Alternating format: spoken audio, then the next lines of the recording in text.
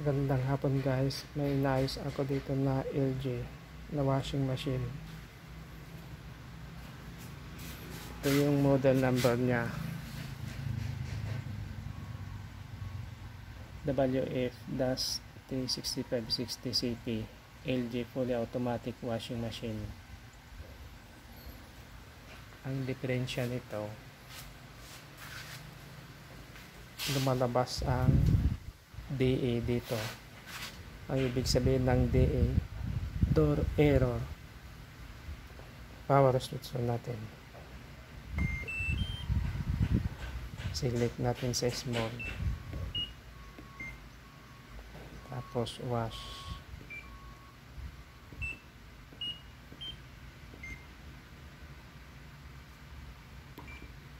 Ito guys, hindi nagbi-blink dito lang sa camera ng cellphone kaya nagbi-blink. Ayan mga yan. Pero dito steady ang ilaw. I-clean natin.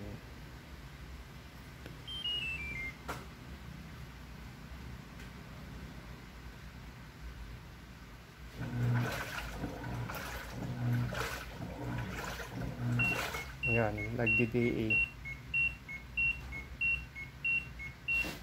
Lagyan ko ng magnet dito. May sensor kasi ito. Nawawala. Ayan. Nilagyan ko ng magnet. Din natin ulit.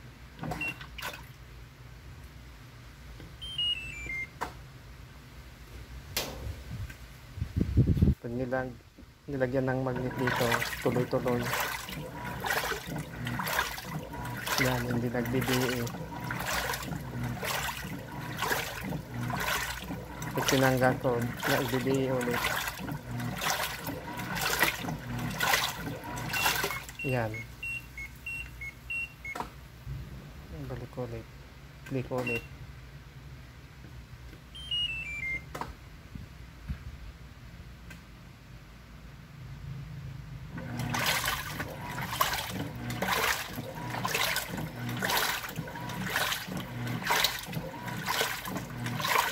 Yan, tuloy-tuloy guys. Pero pag tinanggal, namamatay na. Nag-DDA dito. Yan. Problema nito, wala na kasi yung magnet niya dito sa takip ito. Wala nang magnet. Nandito yung magnet. Baka natanggal nila. Kaya ayaw na. Dito tumatama. Ito yun. So dito. May magnet dapat yon para minto.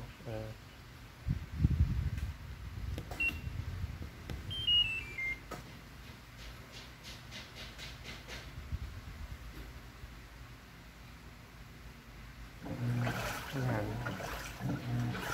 Iikot na. Ayan. Ayan.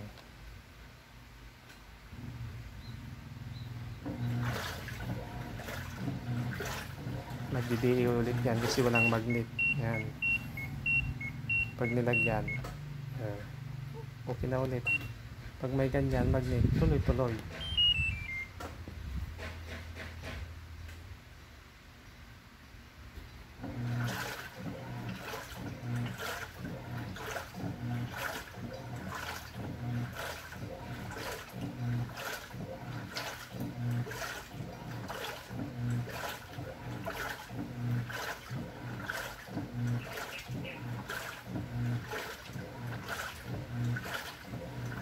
Tuloy guys.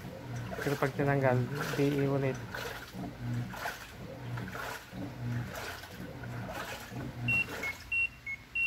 Nagdo-door error kasi walang magnet dito.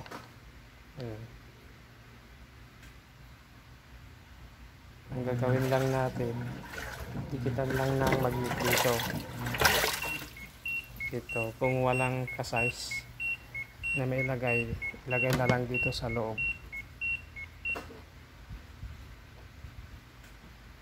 Okay guys, pag gusto nyo tanggalin ito guys, tanggalin nyo yung takip niya dito dahil may dalawang tornilyo kabilaan. Ganito yung takip niya. Ayan. Tuklapin nyo dito. Tanggal na.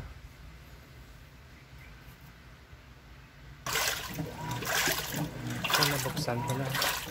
Dito na lang natin lagay yung magnet. Kasi ito, para tayong makita size ng magnet na ganito. Kaya dito na lang natin ilagay. Dikit na lang natin dito. Guys, hanggang dito na lang ang aking video. Kung hindi ka pa nakapag-subscribe sa aking channel, i-click mo na yung subscribe button tsaka yung notification, yung bell button para updated ka sa i-upload ko yung mga video. Maraming salamat.